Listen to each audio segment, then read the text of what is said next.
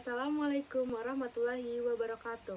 Perkenalkan, saya Salsabila Nirmala Ratri dengan NIM 22322111014 akan memaparkan model 5 kekuatan persaingan Porter di PT Garuda Indonesia.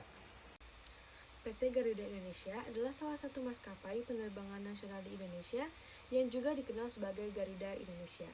Berkantor pusat di Bandar Udara Internasional Soekarno-Hatta, maskapai ini merupakan keturunan dari KLM Interinsular Bedrift.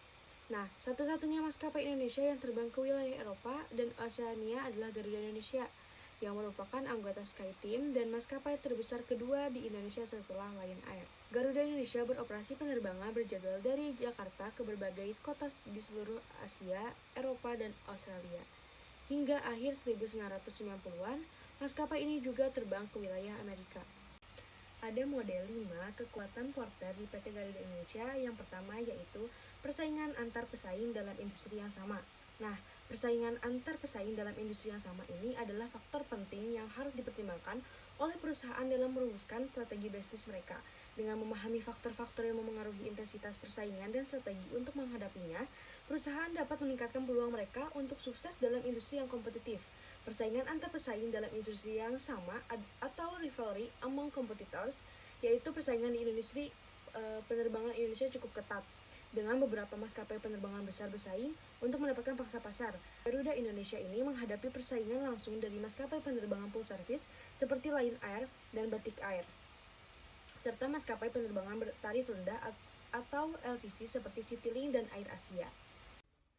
Lalu yang kedua, ada ancaman untuk memasuki pasar adalah faktor penting yang harus dipertimbangkan oleh perusahaan dalam merumuskan strategi bisnis mereka.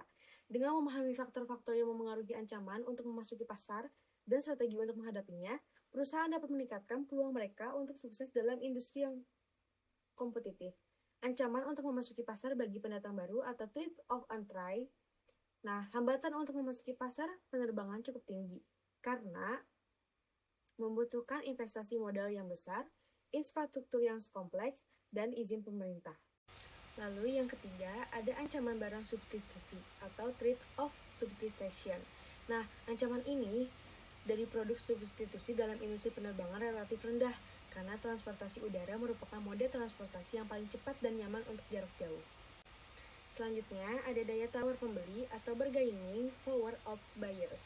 Nah, daya tawar pembeli ini di industri penerbangan cukup kuat karena pembeli memiliki banyak pilihan maskapai penerbangan dan rute penerbangan. Lalu yang terakhir, ada daya tawar penjual atau bargaining power of supplier.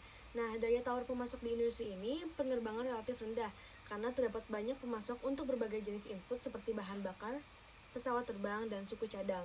Kesimpulan dari Garuda Indonesia ini menghadapi lingkungan persaingan yang cukup kompleks dan menantang. Perusahaan perlu terus berinovasi dan meningkatkan layanannya untuk tetap kompetitif dan menarik pelanggan. Terima kasih. Wassalamualaikum warahmatullahi wabarakatuh. Jangan lupa like, comment, and share.